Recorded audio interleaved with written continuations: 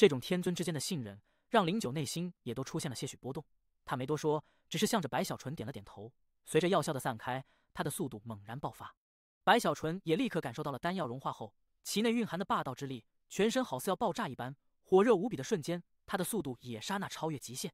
五人化作长虹，以比方才还要快了数倍的速度，轰鸣呼啸中直奔出口。甚至在那出口外，此刻圣皇与邪皇也都目光炯炯地看了过来。圣皇的目中带着惊喜，邪皇的面色却无比阴沉。注意到了邪皇的面色，广木等人已经红了眼，尤其是广木，他实在不甘心，居然取出了一枚黑色的玉简，猛地捏碎。随着玉简的捏碎，他的道种都受到了刺激，这是凭着毁去自己一部分道种为代价，换来了比极速丹更强烈的速度。模糊扭曲中，他整个人就好似走在了时空中。在白小纯等人到了出口就要冲出去的瞬间，广木天尊已经追到了众人的身后，咆哮中他右手猛地抬起，向着走在最后的司马云华一把抓去。他不是不想抓白小纯，实在是白小纯在司马云华前面，且广木天尊知道自己若是同时对付5个人，则面对的必然是5人联手回击。可现在他只针对1个人，其他4人瞬间就可冲出。按照他的理解与判断，回来救援的可能性几乎是0。只是偏偏白小纯这里完全不按照广木的想法来，别人认为主宰肉最重要，可白小纯已经拿到了好处。他此刻想的是有没有机会卖个人情出去。眼看司马云华被广木神通大手笼罩，此刻的司马云华面色陡变，暗暗叫苦，已经绝望，4心知肚明结果已定，更是明白这一次不但失去了奖励，更是在被这么阻拦后，怕是丢人都丢到了邪皇巢去。广木，你！司马云华怒极，猛地大吼，可他的吼声几乎刚刚传出，他的身边一个比他自己的声音还要激烈咆哮的巨吼，如同风暴滔天而出。广木，你敢动我的好兄弟！第1162集，尾巴呢？这吼声之大，惊天动地，不但让广木天尊呆了一下，就连司马云华自身也都愣住。实在是他耳边回荡的咆哮，不仅声震八方，更是撼动心神。最夸张的是，这咆哮里的话语，使得司马云华自己都听起来很是陌生，甚至脑海里都不由自主地琢磨起自己什么时候成为了对方的好兄弟。更不用说古天君等人了，哪怕此刻都在疾驰，可还是被这突如其来的大吼震动了一下心神。实际上不仅仅是他们，就连出口外正在密切关注此事的邪皇与圣皇2人也都眼睛猛地睁大，甚至都有一种不可思议、活见鬼了的感觉。喊出这句话的正是白小纯。主宰肉对他来说已经几乎没了什么价值，而用这个没有价值的血肉去换一些有价值的交情，这对白小纯而言是稳赚不赔的。所以他之前才会将主宰肉分给09等人，更是偷偷给了公孙婉一大块。这一切都让他暗中得意，也感受到了众人对他的改观。如今亲眼看到司马云华这里危险，虽不至于死亡，可一旦被广木阻拦，怕是他身上的主宰肉就要丢了。尤其是当着邪皇与圣皇的面，广木这里必定大放异彩。哪怕此番在蜘蛛网内的争夺失败，可有如今这功劳在手，他也必定会获得邪皇的重赏。反观司马云华，这一次不但会丢了到手的主宰肉，更是丢了颜面，代价之大，虽不会有生命危险，可有些时候，身为天尊，颜面也同样至关重要。这一切都在白小纯脑海里一闪而过，他就仿佛是大灰狼看到了小白羊一样，双眼冒光，抓住了这个机会。此刻咆哮中，更是身体骤然倒退，右手抬起时，北脉大剑直接就被他取出，帮着司马云华一起向着广木抓来的大手狠狠一斩。当然他口中还不忘卖好，此刻急速狂吼：司马大哥，你先走！这2句话，这番举动，这次的出手虽然显得浮夸，可从实际上去看，白小纯没有半点动作上的虚伪，他的确是不顾自己的安危来帮助司马云华，也的确是拼了全力来帮助司马云华去阻挡。这一幕幕，哪怕心中一向阴沉的司马云华也都罕见的动容，心中竟升起了一种对他而言很是陌生的感动。白老弟，司马云华的心情无法形容，在这注定要丢颜面的情况下，在这必然没有人来救援的形势中，白小纯的出现就好似雪中送炭一般，让司马云华心神震颤。这一切说来话长，可实际上都是电光火石间发生，根本就容不得白小纯与司马云华过多感慨与言辞。刹那间，2人就先后出手，各自爆发出了最强的杀手锏，对抗广木天尊。轰鸣巨响，瞬间滔天而起，撼动八方，余音更是如风暴一般扩散开来。司马云华虽修为不如广木，可也是老资格的天尊，此番更是活出一切出手自然犀利。而白小纯不但是天尊中期，更有世界之宝，一剑落下，蓝光惊天，与司马云华一起，竟逆转了广木这发狂的一击。在那好似要毁天灭地的轰鸣中，司马云华因承受了大半，首当其冲，狂喷鲜血，胸口更是凹陷下去。可就在他要危机时，白小纯一剑阻挡，斩灭余波的同时，左手更是抬起一把抓住司马云华的肩膀，向后猛地一拽。轰的一声，二人直接掀开阴豹，骤然后退。司马云华心中感动，尤其是想到之前自己针对白小纯的那一幕幕，他首次的感觉有些羞愧。此刻目中感激的同时，被二人破了神通的广目，整个人已然怒极：“白小纯，你找死！”广目眼看到手的肥肉就这么被白小纯搅和，心中憋屈下，眼睛赤红一片，竟狠狠的一拍胸口，不惜自己的道种再次受损，全身修为肆意爆发，速度竟再次提高，双手抬起。这一次他的目标竟不是司马云华，而是白小纯。那就看看有没有人来救你。可就在广目出手的瞬间，司马云华狠狠咬牙，蓦然出手。他还做不到前一刻刚被白小纯救下，下一瞬就立刻将对方卖掉之事。若是此地就他们二人还好，可如今这么多人看着他，司马云华还是要脸的。与此同时，09天尊与陈苏也都在迟疑后倏然转身。一方面他们若不出手，一旦白小纯与司马云华被阻拦，圣皇将一切看在眼中，事后难免心中有怒。另外若到了这个时候还不去救，怕是司马云华那里也都心中有怨了。古天君也迟疑了一下，暗叹一声，与陈苏以及09几乎同时转身，三人瞬间出手，刹那就与白小纯以及司马云华的反击融合在了一起，形成了一片滔天的术法风暴，镇压广目天尊。怎么会这样？广目天尊倒吸口气，他了解这些圣皇朝的天尊，知道他们若没有各自的利益，或许还会联手，可在各自的利益下是不可能联手的。但如今眼前的一幕却是超出了他的判断，面对5大天尊的出手，强悍如广目也都无法阻挡。轰鸣中，广目天尊喷出鲜血，身体都差点崩溃，倒退开来。没有了广目的阻拦，白小纯立刻抓着司马云华急速返回。在邪皇与圣皇也都匪夷所思的目光下，5人分成前后，在阵阵呼啸声中全部冲出了蜘蛛网的窟窿，出现在了出口之外。到了这里，就算是古天君也都松了口气。司马云华目中带着感激，向着白小纯深深一拜。他没有多说什么，可目中的感动已经代表了这个人情，他司马云华记住了。白小纯内心得意，可表面上却不露丝毫，反倒是嘘寒问暖，还与09等人低声言语。至于邪皇与圣皇，一个面容阴沉似铁，一个神色不可捉摸，可却都没开口。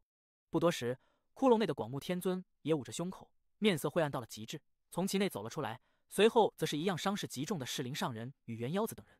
很快的，绝地天尊、通天道人、公孙婉儿等所有邪皇朝的天尊都一一走出。眼看邪皇朝的天尊中少了老妪，邪皇目光一凝。直至广目天尊将老妪的道种取出后，邪皇的面色更是黑得可怖了。至于圣皇，此刻却开怀大笑起来。好了，诸位天尊辛苦，还请将你们的收获拿出。本皇之前说了，只要参与都有功劳。圣皇强忍着激动，目中带着期待，看向古天君等人。古天君轻咳一声，心中也很振奋，迈步走出后，袖子一甩，取出了几块主宰肉，放在了一旁。与此同时，陈苏、09天尊与司马云华也都纷纷上前。白小纯眼看这样，也赶紧走了过去，同样把储物袋内的主宰肉取出。或许是为了恶心一下邪皇朝的天尊，古天君与09天尊居然将这些残肢肉块拼凑了一下。白小纯内心一跳，但却无法阻止，只能眼睁睁地看着一个大蜥蜴的身体被飞快地拼凑出来。这一幕让圣皇眼睛都亮了，邪皇那边目中都透出了杀机。可拼着拼着，众人神色都古怪起来，实在是无论怎么拼，这大蜥蜴都少了半条腿与一条尾巴的样子。好在公孙婉儿那边此刻脸色微红，在四周邪皇朝天尊的憋屈下，他慢慢走出，在身边同伴的愕然中，从储物袋里取出了半条腿，放在了一旁。邪皇这才面色好看了一些，看向公孙婉儿时也都有了赞赏之意。只是就算加上公孙婉儿拿出的那半条腿，这大蜥蜴还是少了一条尾巴。瞬间，不管是邪皇朝的天尊还是圣皇朝的天尊，都齐齐转头，目光看向白小纯这难得的齐刷刷的一幕，让邪皇与圣皇也都跟着愣了一下。第1163集，我吃了。做人千万不要炫耀，古天君他们几个太过分了，干嘛非要拼凑起来啊？白小纯心虚无奈地叹了口气。只是众目睽睽之下，他也觉得有些尴尬，尤其是无论邪皇朝还是圣皇朝，这些天尊目中的深意，让白小纯忍不住干咳一声。是啊，好像是少了一条尾巴。白小纯说着，猛地一拍额头，装出一副恍惚的样子。哎，我想起来了，看我这记性啊，我忘了，我这里还有条尾巴。白小纯说着，赶紧从储物袋里拿出大蜥蜴的尾巴，放了过去。你们别这么看我了，我是真的忘了。白小纯眨了眨眼，很是无辜。古天君瞪了白小纯一下，这才收回目光。至于司马云华，因有之前的人情，此刻只能摇头苦笑。陈苏与09也是半晌说不出什么。邪皇朝的那些天尊也大都如此，心中对白小纯早已恨之入骨，唯独公孙婉儿神色虽冰冷，可心中已在笑了。眼看这场赌斗与争夺就要结束，可就在这时，圣皇目光在那大蜥蜴身上一扫后，又看了看白小纯，脸上露出似笑非笑的神情。通天王，你不觉得这条大蜥蜴的尾巴不应该这么短吗？圣皇话语一出，四周天尊也都立刻看了过去。之前他们没太去注意，此刻留意后这么一看，发现这大蜥蜴的尾巴的确似乎与其身体有些不大协调的样子，仿佛少了一截。这圣皇眼睛也太毒辣了。白小纯心底嘀咕，可表面上再次露出恍惚的神情。仔细的看了看后，他猛地一拍脑袋：“哎呀，你说我这记性真是太差了。对，是少了一截。”白小纯说着，又从储物袋里拿出了一截，放在了旁边。没了，这一次真的没了。白小纯眼看圣皇目光玩味，连忙一脸真诚的开口。他这连续2次的行为，顿时就让四周所有天尊好似第一次认识白小纯一样，一个个都心神微震。实在是白小纯这偷藏的举动，让人不知道该说什么了。尤其是就算是白小纯补了一截尾巴过去，这大蜥蜴的尾巴还是能看出了少了一块的样子。于是这些天尊看了看大蜥蜴，又看向白小纯。圣皇这次没有说话，但表情依旧是似笑非笑，不过目中已有不善，盯着白小纯。真没了。白小纯连忙开口，他这次没说谎，储物袋内的确没有主宰肉了。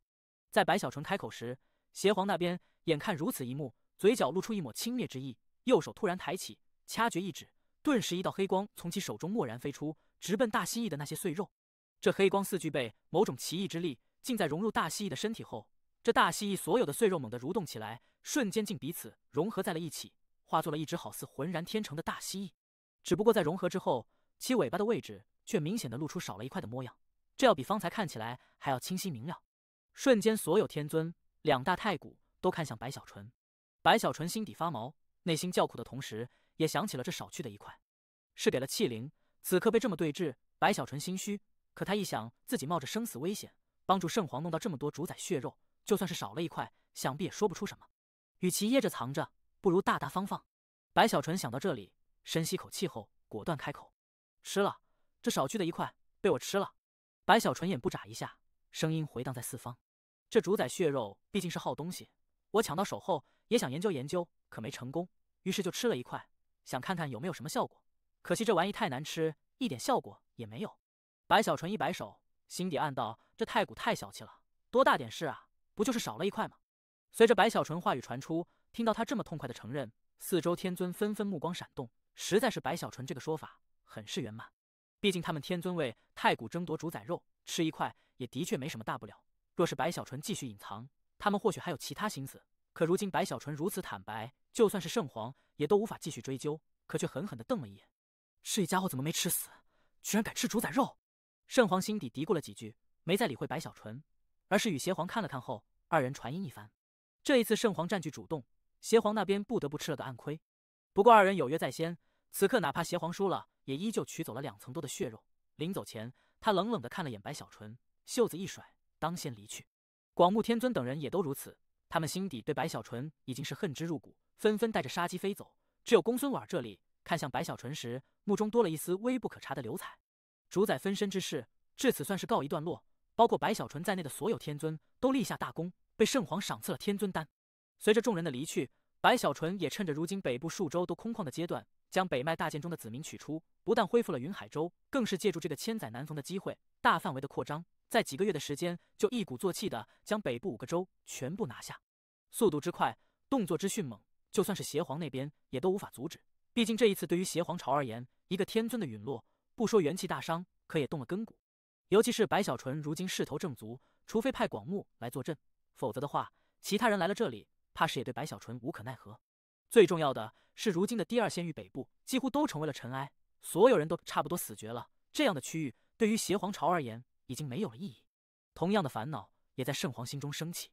不过好在主宰血肉分散了圣皇的心神，他此刻沉浸在研究主宰血肉上面，倒也没工夫理会白小纯。而在这第2仙域，白小纯与09天尊的关系也因之前的事情缓和了太多，对于白小纯的做法，09天尊也就默认了，没去参与。就这样，使得白小纯在几个月内不说统一了整个第2仙域北部，也相差无几。虽这里尘埃无数，可云海州的子民都在修复与重建，也在不断进行。与此同时，白小纯的名气也随着这一战渐渐更大范围的传开，尤其是对于其实力的判断，也在无数人的心中从此不一样了。听说了吗？那通天王之前在第二仙域于众多天尊中独抢到了至宝，抢到至宝也就罢了，他竟在10多位天尊的追杀下，生生躲了10多天，没有被人察觉踪迹。归来后更是雄才大略般，立刻化解了圣皇朝天尊的怨气，众人同心，直接就冲破出口，获得了天尊丹的赏赐。不一般啊！诸如此类的声音在这永恒仙域内渐渐扩散，但凡是通天世界之人在听到后，纷纷内心激昂不已。与此同时，宋君婉那边在铁蛋的保护下，也渐渐联系上了灵犀老祖与李清后等人。在白小纯于那蜘蛛网内争夺主宰血肉时，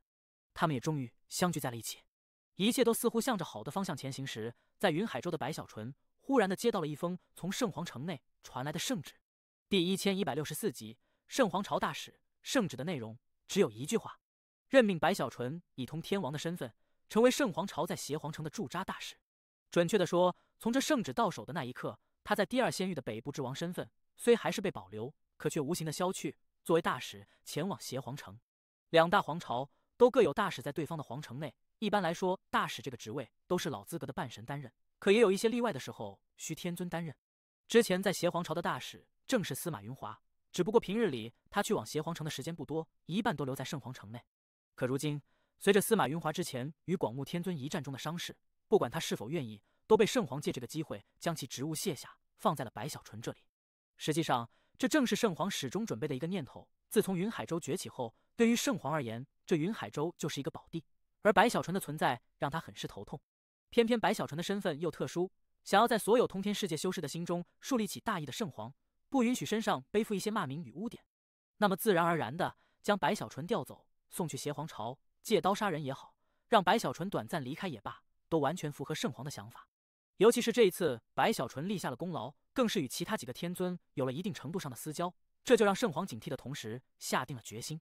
这圣旨没有威胁，只是任命的同时给了白小纯一个去上任的期限。可透过圣旨，白小纯仿佛看到了圣皇那带着虚伪与冷漠的目光，这分明就是在威胁，如果我不遵从，怕是还会有更多的手段一一出现。白小纯拿着圣旨叹了口气，将大天师与巨鬼王等人召来，将圣旨给了他们。这圣皇欺人太甚，小纯你之前还为他立下大功，可这才几个月他就如此对你。巨鬼王顿时就怒了。白小纯也愁眉苦脸，他知道邪皇城很危险，这危险不是来自明处，而是暗中的羁绊与阴谋。尤其是之前主宰分身的事情，白小纯琢磨着自己是将邪皇朝所有强者都几乎得罪一个遍了。不过这邪皇城若谨慎一些，倒也并非龙潭虎穴。白小纯深吸口气，他只能这么安慰自己，实在是圣皇的无声威胁，让他明白，若是拒绝的话，怕是这刚刚重建中的云海州就要面临来自圣皇的打压。就算是小纯你真的去了，难道这圣皇就不会对云海州动手了吗？巨鬼王看出了白小纯的迟疑，在一旁冷哼道：或许这是一个机会。拿着圣旨仔细看了许久，始终没有说话的大天师忽然抬头开口。他话语一出，巨鬼王与白小纯都看了过去，白小纯更是目中露出期待，实在是大天师的心机之深，白小纯可是感受极深，知道这家伙比修炼了几千年的老狐狸还要狡猾。首先第一点，去邪皇城看似危险，可实际上并非如此。天尊身为圣皇朝大使，这样的身份被整个圣皇朝众生关注，一旦出了问题，那么就是两大皇朝之间的战争与大事。所以某种程度上说，这个身份也就使得邪皇朝的那些人本身就有所忌惮。其次就是好处，我们不得不承认一点，流落在邪皇朝的通天世界之人在数量上要超出圣皇朝，毕竟邪皇朝的范围太大。若天尊去了那里，或许可以参与进去，将那些人带回。还有圣皇朝内，在这种种遏制下，看似未来美好，可实际上已没有太大的潜力。若天尊能在邪皇朝内开创一片天地，则一切不同。最后，此刻摆在天尊面前的已别无选择。若决定不去，我们索性就不要留在云海州了，不如投奔邪皇朝。若是选择去，老夫建议天尊修书一封，向圣皇索要一个承诺，至少给云海州10年的完全自主的时间。大天师深吸口气，说完后向着白小纯一拜，等待白小纯的选择。巨鬼王在一旁也沉默了。白小纯看了看二人，又看了看圣旨，心底也叹了口气。他觉得自从到了永恒仙域后，自己就不如在通天世界时那么的自由，身上的压力大了，羁绊也多了，做任何事情也都很难如曾经那样可以任意抉择。此刻他沉吟少顷后，目中有了血丝，衡量一番，狠狠咬牙取出传音玉简，直接就向着圣皇传递出了自己的条件。如今的他已经有了一定的资格，能与太古谈一些要求。没过多久，圣皇那边就传来了肯定的答案。彼此之间到了这个时候，也不需要相互虚伪了。圣皇直接要求白小纯离开云海州10年，10年内他不动云海州，10年后云海州重归圣皇朝。10年，在邪皇朝拼出另一片天地吗？白小纯深吸口气，下定决心后，选择去上任，成为大使。数日后，白小纯离开的时候，只告诉了大天师等数人，没有大张旗鼓，在黄昏时蓦然离去。以他的身份，不需要横渡永恒海，而是去了灵九天尊所在的第二仙域首府。在这里，他与灵九天尊叙旧一番。当知道白小纯的任命后，灵九天尊欲言又止，最终摇了摇头。白道友，我可以给你一个保证，不管圣皇如何做，对我来说，云海州给你，这是我们的约定。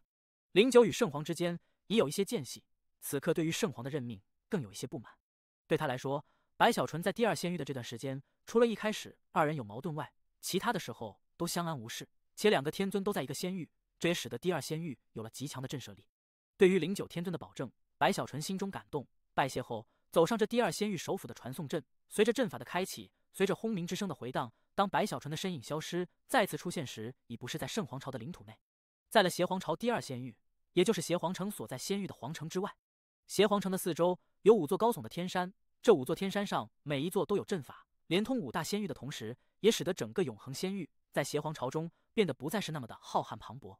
同样的阵法在圣皇城四周也有，只不过这样的阵法平日里几乎从不开启，且每一次开启，若是目标的在对方的领域内，则需双方同时打开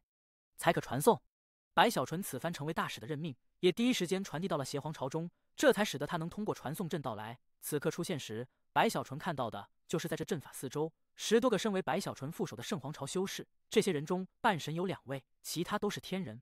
在看到白小纯后，众人齐齐抱拳，立刻拜见。见过通天王。白小纯深吸口气，没有说话。他站在这天山顶的阵法中心，感受着四周传来的寒风，抬头望着漫天的紫色云层，还有那云层中时而划过的闪电。这里的一切都与圣皇城不一样，充满了森然，充满了压抑，更有嗜血之意，似随着云层透出，扩散整个天地。而在那紫色的云层下方，在5座天山的中心，那里有一处盆地，盆地中有一根巨大足似能支撑苍穹的长矛，笔直的屹立。这长矛足有100丈粗细，在白小纯这个方向看去，如同巨人的法宝，充满了一股说不出的震慑力。尤其是在这长矛上盘着一条似乎比这长矛还要磅礴的古龙。第1165集，谁怕谁？长矛半截刺入大地，半截似支撑天空，深入紫色的云层内，看起来惊天动地。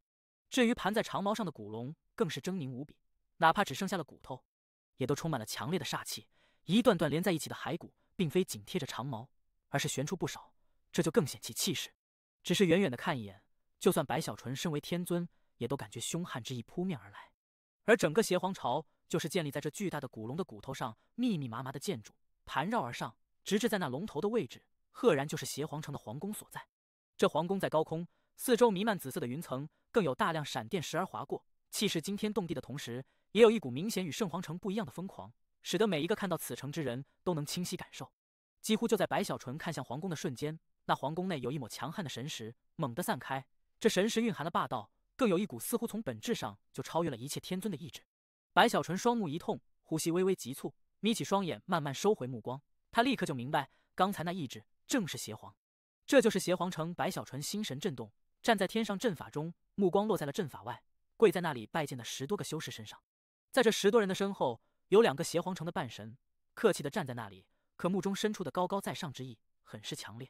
此刻注意到白小纯的目光后，这2个半神向着白小纯一拜：“白天尊，请。”初来乍到，白小纯心情不是很美好。这2个半神的态度还算恭敬，白小纯目光扫过，看出了他们心中的高高在上，可也一样看出这2人对自己存在的敬畏之意。与他们比较，那10多个跪拜在那里的圣皇朝修士则是惶惶不安。白小纯略一沉吟，向前走出，直至走出阵法后，他右手一挥：“都起来吧。”圣皇朝那10多个修士纷纷松了口气，赶紧起身。实在是他们原本是司马云华的手下，可如今突然换了大使，来的又是哪位如今正声名赫赫的通天王白小纯，他们的心中也有忐忑，不知白小纯这里的脾气如何。既然司马云华没有提前和我打招呼，也就说明这些人他也并非在意。白小纯看了看这些起身的修士，里面无论是半神还是天人，在精气神上都明显萎靡不少。不过也能想象，身为圣皇朝的修士，在这邪皇城内自然时刻惶恐。毕竟一旦2大皇朝出了矛盾，怕是他们就要是首先被拿来祭旗的血食了。白小纯摇了摇头，一路没有说话，随着前方2位邪皇朝的半神修士下了天山，渐渐靠近邪皇城。随着靠近，白小纯也感受到了这磅礴的邪皇城内有了远远超出圣皇城的人口。直至进入邪皇城内，顿时就有5、6道神识从这邪皇城中散出，横扫八方后，直接就锁定在了白小纯这里。白小纯脚步微顿，沉吟之后，神识同样散开，轰鸣中，在这邪皇城的天空上就与那数道神识产生了碰撞。这碰撞外人看不出来，可对于白小纯而言却是激烈无比。其他几道神识正是这邪皇城的天尊。不过白小纯的身份摆在那里，身为圣皇朝大使，他知道自己只要不犯错误，外人想要动自己也绝非那么简单。果然，他与其他几个天尊的神识只是碰撞了几下，对方就冷哼中散去。当白小纯收回神识时，他抬起脚步，在那2个隐隐有所察觉的半神心神不宁中继续走去。一路上，白小纯速度不快，他看着街头，看着邪皇城的人群，心头慢慢复杂。这里对他来说是完全陌生的地方，可偏偏在这陌生的区域里，他感受到了通天世界修士的气息，甚至在这邪皇城中，这样的气息还不少，且明显都是微弱的。可以想象，在这城池内一定被关押着太多通天世界之人，但他却无法救下。毕竟在这邪皇朝中，对于通天世界的态度是以奴役为主，而白小纯的修为还无法支撑他去无视规则，重新建立属于自己的规则的程度。半晌之后，白小纯轻叹一声，加快了步伐，来到了圣皇朝在邪皇城的大使馆。这大使馆修建在古龙的上半截身躯的脊骨上，足有5层阁楼，四周更有院子，看起来很是气派的同时，周围也存在了阵法的波动。这阵法明显强悍于四周，白小纯粗略一扫，看出此阵就算是天尊想要轰开，也需一些时间，这才心中安稳了一些。至于那些大使馆的修士，也在回来后，一个个似松懈了不少。这里都需要本尊做些什么？进入大使馆，当那2位邪皇朝的半神修士离去后，白小纯坐在大使馆的大殿里，望着站在下方的那些手下，缓缓开口：“天尊大人，平时不需要您做什么，只有当两朝有了争执时，您需要第一时间出面。还有就是，您要做好被邪皇召见的准备。按照道理，新上任的大使都会被邪皇召见。另外，在这里还请天尊一切小心谨慎。此地毕竟是邪皇城那10多个修士不知白小纯性格，此刻也不敢隐瞒，一五一十将他们所知道的都说了出来。此地都有什么样的危险？”白小纯忽然问道。听到白小纯的话语，那10多个修士相互看了看，沉吟之后，当手的半神修士硬着头皮上前抱拳开口：“大人，首先是要符合邪皇朝的律例与习俗，然后就是小心一些刁难。”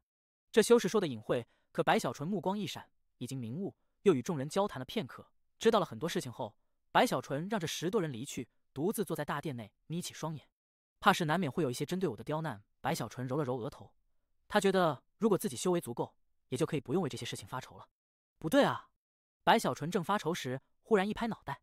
似乎我以前到了什么地方，都是别人发愁啊。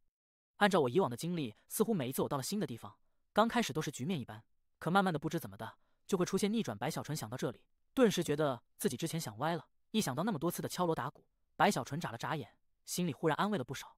这邪皇也是傻，圣皇说让我成为大使，他居然也同意让我来。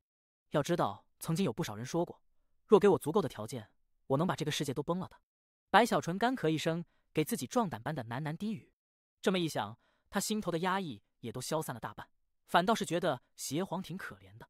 此刻外面天色已晚，白小纯思索之后，也觉得精神好了很多，在这大使馆内转了转，找到了一处专门修炼的密室，进去后盘膝坐下。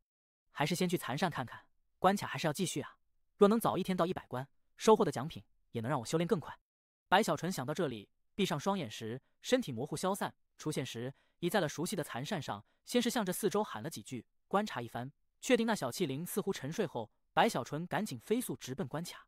第1166集战关卡，一路用最快的速度闯关。白小纯生怕那小气灵苏醒后的捣乱，此刻抓紧速度横冲直撞。好在他的肉身与之前已截然不同，无论是强悍的程度还是恢复，吸收了主宰血肉精华，已经突飞猛进。此刻竟一路高歌般直接闯到了68关。这第68，白小纯刚一进去，就立刻感受到了一股强烈的威压，这威压内甚至带着一股危机感。凭着白小纯的直觉，他在出现后瞬间就倒退，神识更是急速的散开。轰鸣中，他的神识已覆盖八方，将这四周的一切环境都映入脑海。这是一个奇怪的世界，没有天空，没有大地，四周竟好似星空般虚无一片，唯独在中间有一个巨大的石台，在这石台上方竖立着一尊高大的木偶，这木偶足有100丈之高，看起来如一个巨大的圆球，上面画着面孔与五官，似乎在笑。不知为何，白小纯总是感觉这里环绕着一股诡异的气息，他四下看了看后，目光锁定在了那巨大的木偶身上。几乎在白小纯看去的瞬间，忽然的，这木偶竟猛地睁开眼，目中露出一抹幽芒，身体竟从石台上一跃而起，直奔白小纯轰鸣而来。看一眼就冲过来啊！白小纯一惊，身体立刻退后，可那木偶的速度太快，几乎刹那就到了白小纯近前，眼看无法闪躲，白小纯也深吸口气，想到自己如今肉身之力大增，于是目中露出果断，右手握拳，直接一拳轰了过去。这一拳看似寻常，但以如今白小纯的战力，这一拳足以让天尊初期的强者也都喷血倒退，不说死亡，可也必然会受伤。轰鸣之声刹那滔天，那巨大的木偶看似很强，可竟在白小纯的一拳下，仿佛不堪一击，居然轰的一下，直接就崩溃爆开。只是这崩溃爆开的反震之力，竟远远超出这木偶本身的战力，威力磅礴，惊天动地，横扫四周的同时，白小纯只觉得好似有一头凶兽向着自己迎面撞来，轰轰重，他身体倒退数10丈，呼吸微微急促了一些。这么强的反震，白小纯心惊时，突然的从那木偶崩溃的地方，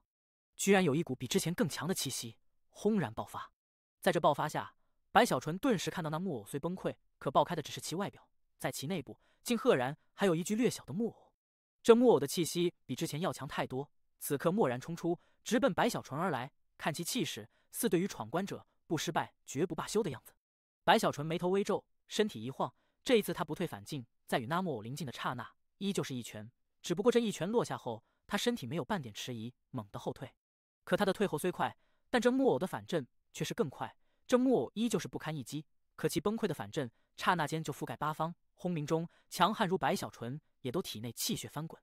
尤其是这崩溃的木偶身上，居然再次散发出比之前还要强悍的气息时，注意到了里面居然还有一个木偶后，白小纯眼睛都睁大了。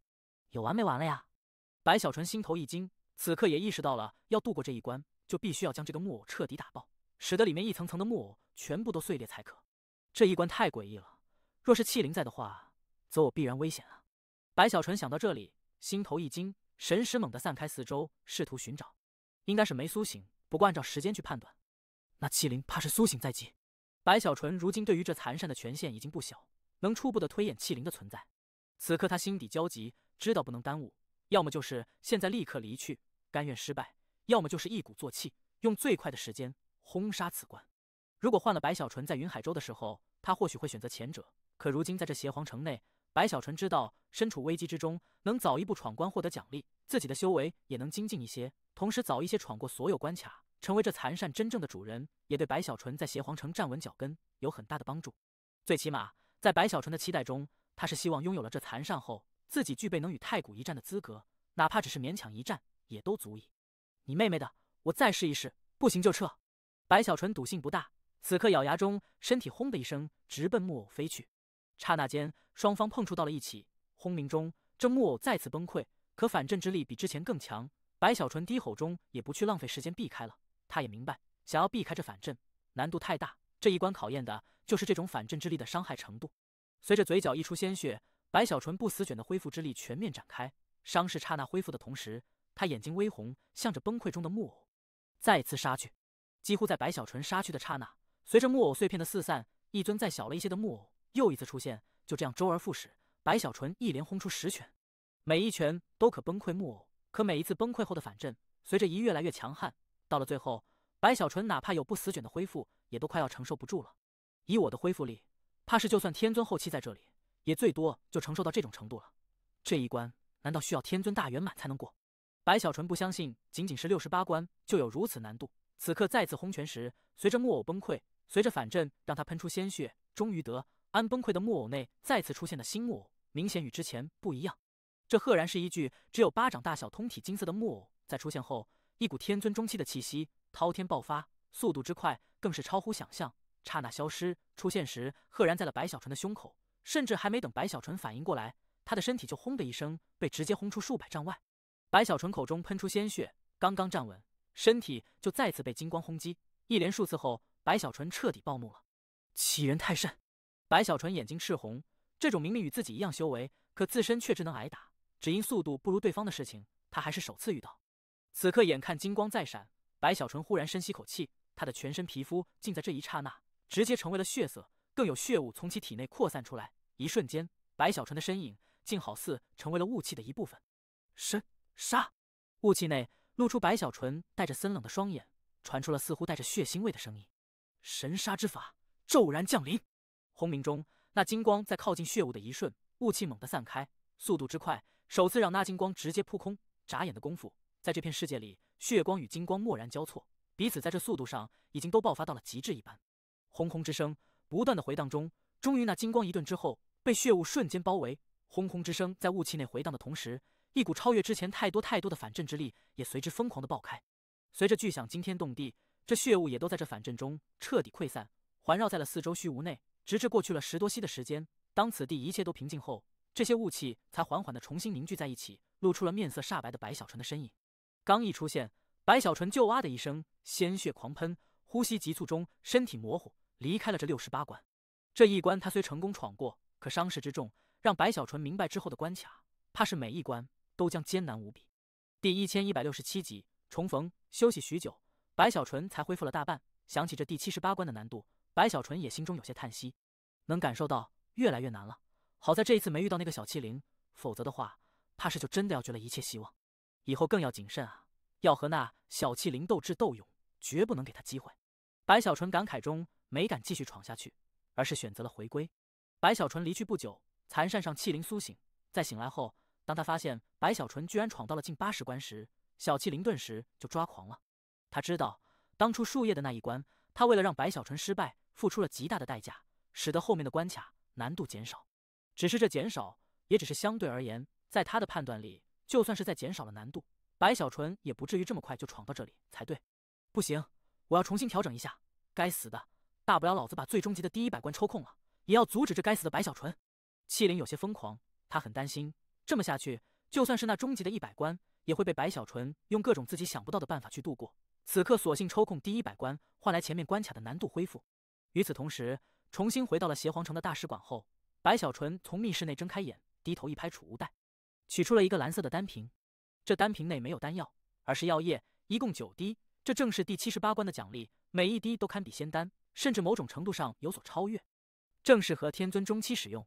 望着单瓶，白小纯觉得第78关虽艰难，可收获也是不小。他身为药道大师，自然看出这药液的非同寻常。虽然炼制的方法白小纯不知晓，可他还是分辨出了一小部分组成药液的材料。任何一种对于永恒仙域而言都近乎失传，属于传说中的仙草。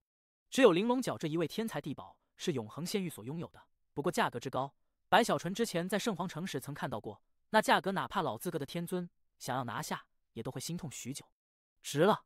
白小纯深吸口气，将单瓶放在嘴边，没有多吃，而是吸了一滴。这一滴药液进入口中，顿时融化，随之则是一股火焰，轰然间在白小纯体内爆发，扩散全身。他的呼吸加快，体内修为在这一刻也都强烈的活跃起来，不断的加速游走中，将那一滴药液内蕴含的养分吸收到全身每一寸经脉中。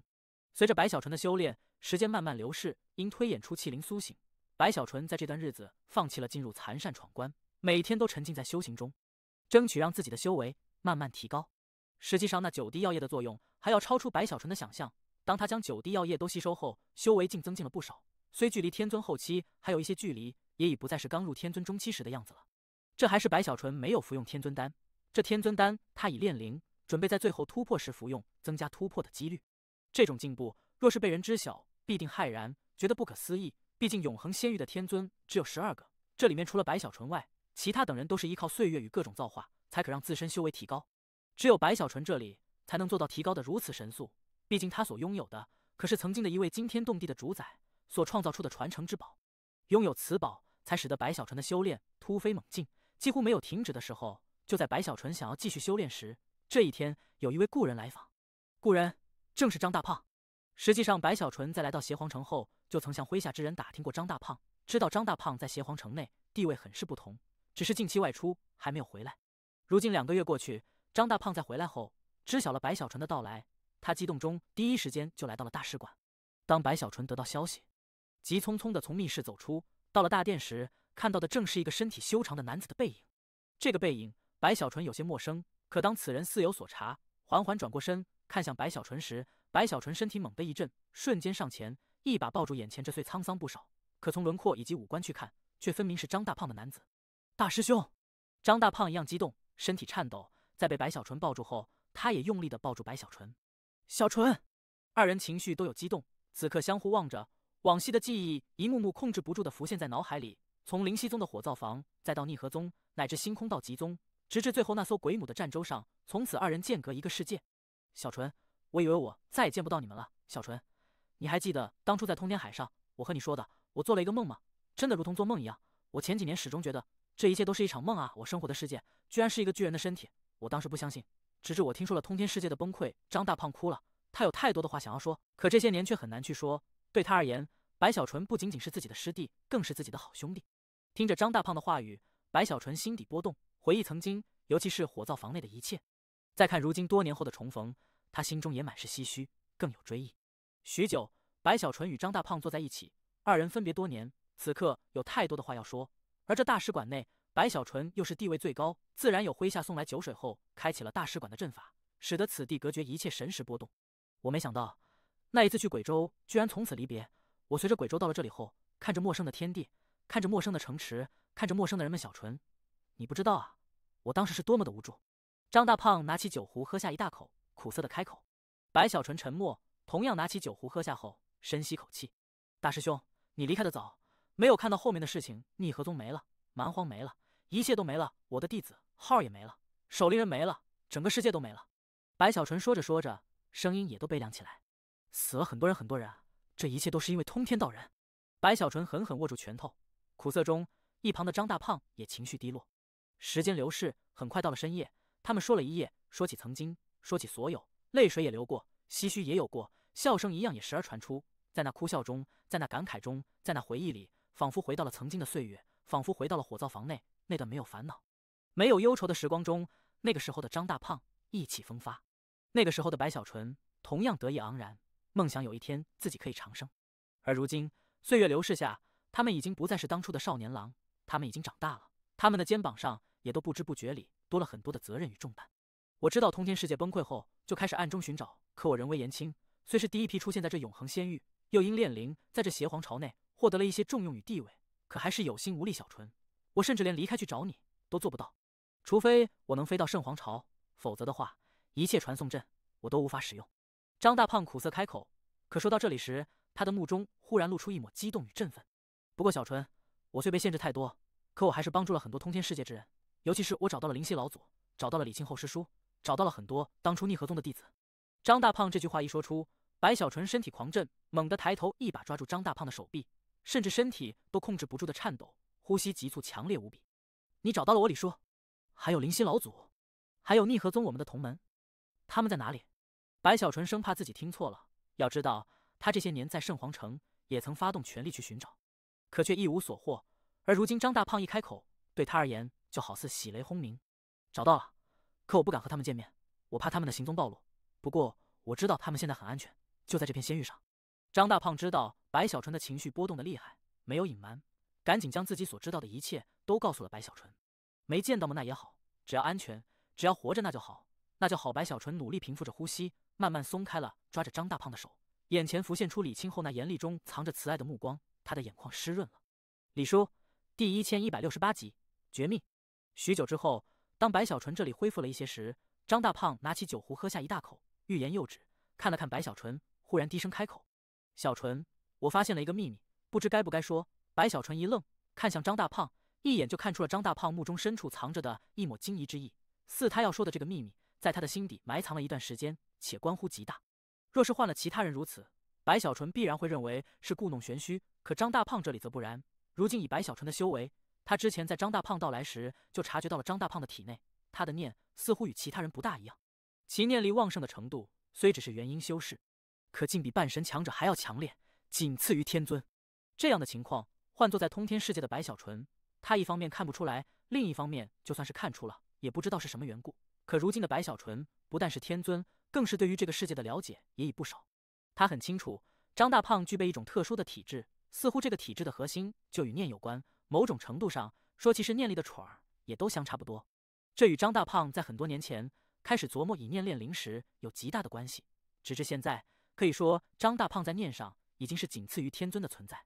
或许这就是他当初可以梦到将会离开通天世界的原因所在。白小纯若有所思，此刻右手抬起，修为散开，在这本就处于阵法笼罩的大使馆中，又用自身的修为布置了另一层防护。你用神念向我传音，这样的话，10个呼吸内，我有把握，就算是太古也都难以察觉。白小纯双唇不动，可其神识却融入张大胖的脑海里，传出神念。张大胖一听这句话，顿时松了口气，没有半点迟疑，急速地传出自己的神识。小纯，我发现了一个关于邪皇的秘密，这个秘密我不好说，也很难去形容。我担心一旦说出，怕是就算你有防护，也都会引来不测。所以，你若真想知道，我带你去亲自感受一下，你就清晰明了。张大胖神识转动极快，或许与其念力有关。这意识的传递，在短短的10个呼吸的时间内，除了这秘密本身之外的前因后续都说得清清楚楚。张大胖当年乘坐鬼母的战舟，来到了永恒仙域后，到了邪皇朝中，因其擅长炼灵，因在他之前，永恒仙域内根本就没有炼灵的说法。于是炼灵的出现，顿时就使得邪皇朝震惊起来，就算是邪皇也都狂热心动。再多次让张大胖去炼灵后，感受万物在炼灵前后的不同，于是邪皇下旨，不但给了张大胖身份与地位，更是给他一个任务。这任务就是让他去炼灵这整个邪皇城所在的古龙盘绕的那把惊天长矛。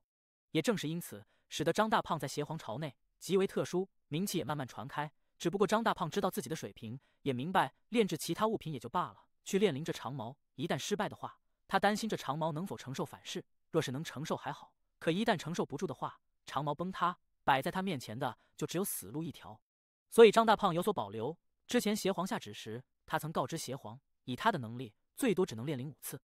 且这5次炼灵一共需要1甲子的时间，才能确保无误的做到。这一点对于只有他能炼灵的邪皇朝来说，没人知道真假，就算是怀疑也没有办法。邪皇更是思索之后同意了此事。不过暗中，整个邪皇朝对于炼灵的研究从来没有停止过，尤其是随着通天世界的崩溃，随着大量的通天世界血脉与修士的洒落，邪皇朝之所以选择了奴役，正是因为他们想要破解炼灵的秘密。至于张大胖想要告诉白小纯的关于邪皇的秘密，就是在炼制长矛时出现的。至今为止，张大胖已经将这邪皇城的长矛炼灵了3次，而每一次炼灵时，他的脑海里都会浮现出一样的画面，那画面似乎只有他能看到，而别人看不到丝毫。在张大胖自己的分析中，他觉得是因炼灵的特殊，使得他看到了旁人无法察觉的一幕，此事就算是邪皇也都毫不知晓。白小纯看到张大胖谨慎的同时，所说更是凝重无比，他目光一闪，沉吟少顷后没有迟疑太久。何时能去看？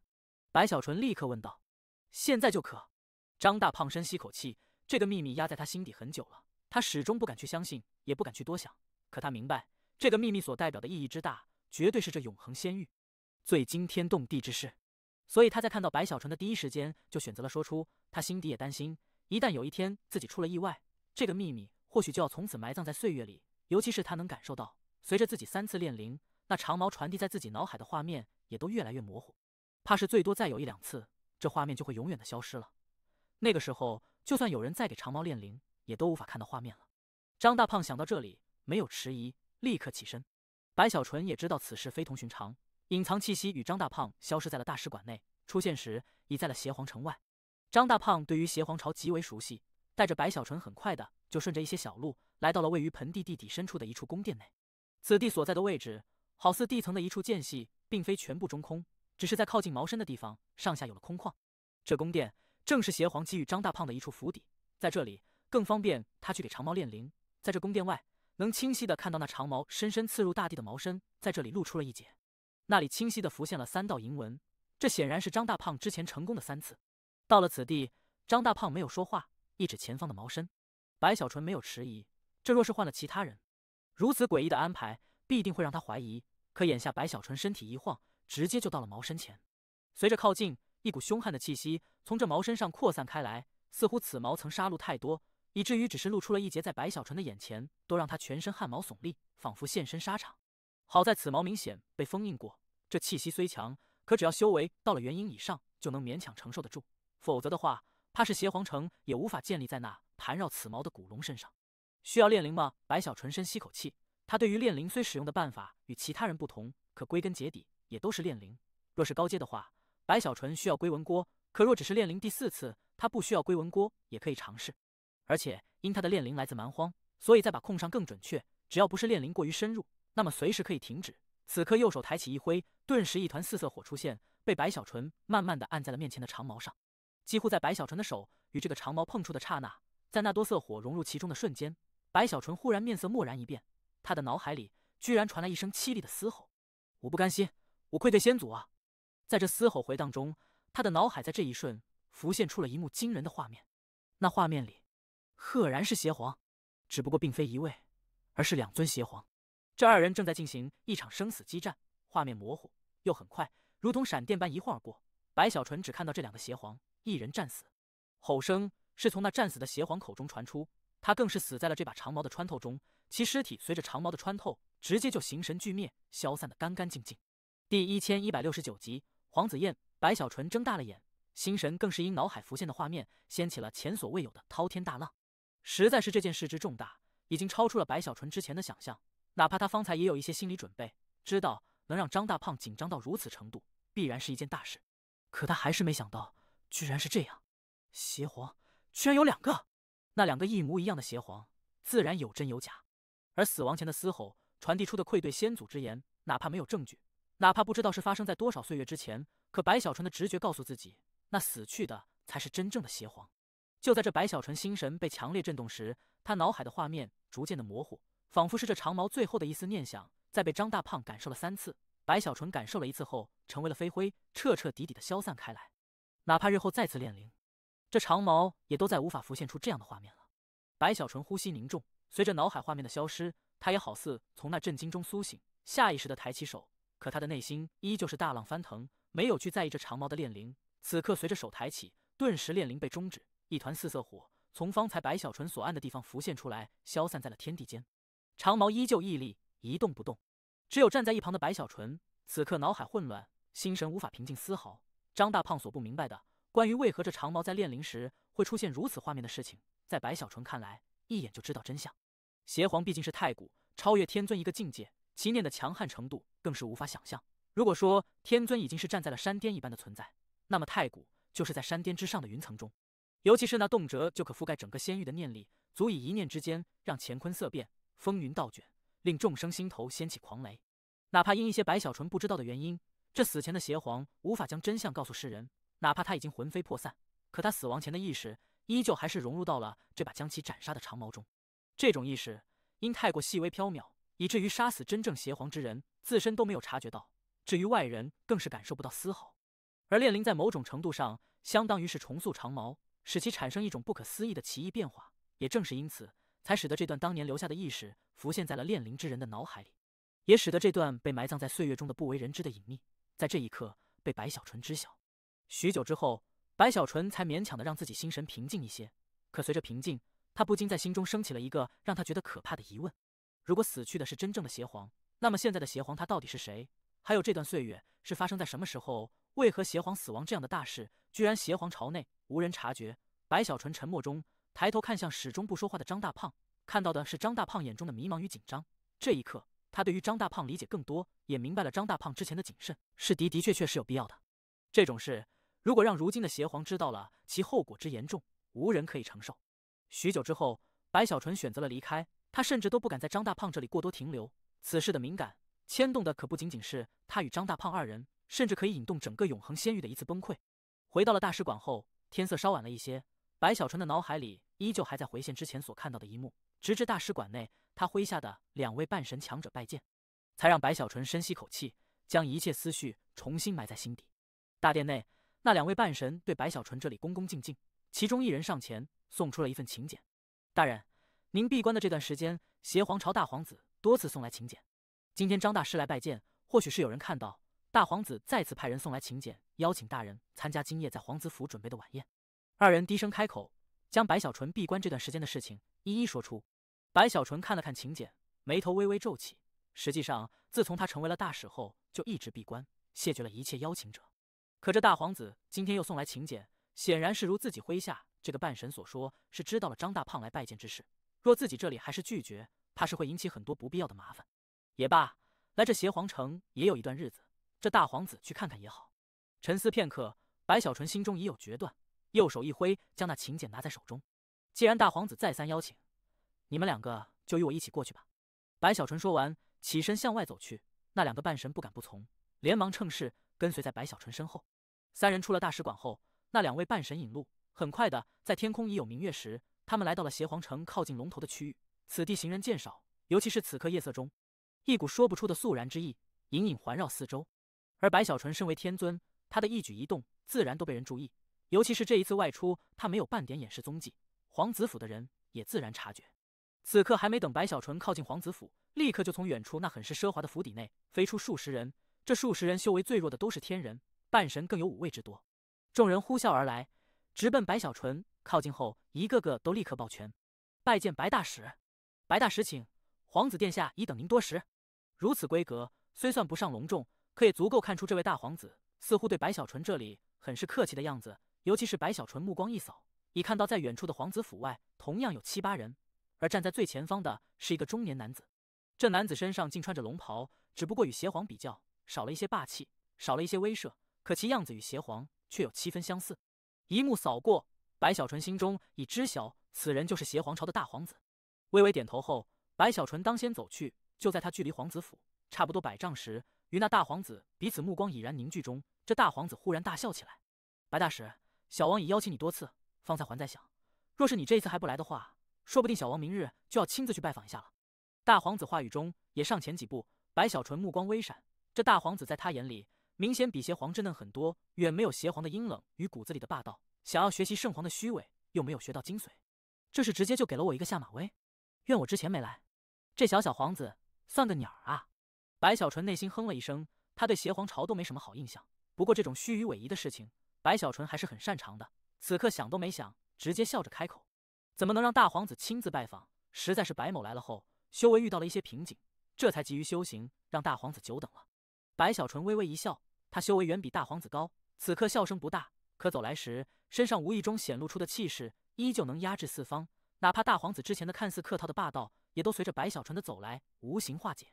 白大使，今夜本王只要了2个人，请。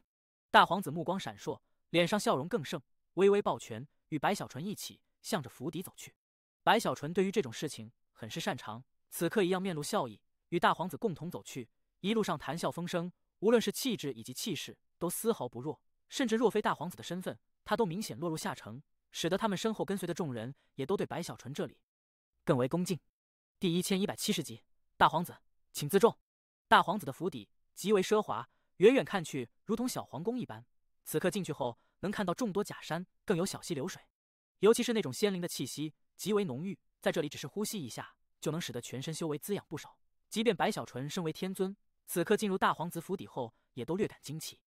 这种天尊之间的信任，让林九内心也都出现了些许波动。他没多说，只是向着白小纯点了点头。随着药效的散开，他的速度猛然爆发。白小纯也立刻感受到了丹药融化后其内蕴含的霸道之力，全身好似要爆炸一般，火热无比的瞬间，他的速度也刹那超越极限。5人化作长虹，以比方才还要快了数倍的速度，轰鸣呼啸中直奔出口，甚至在那出口外，此刻圣皇与邪皇也都目光炯炯。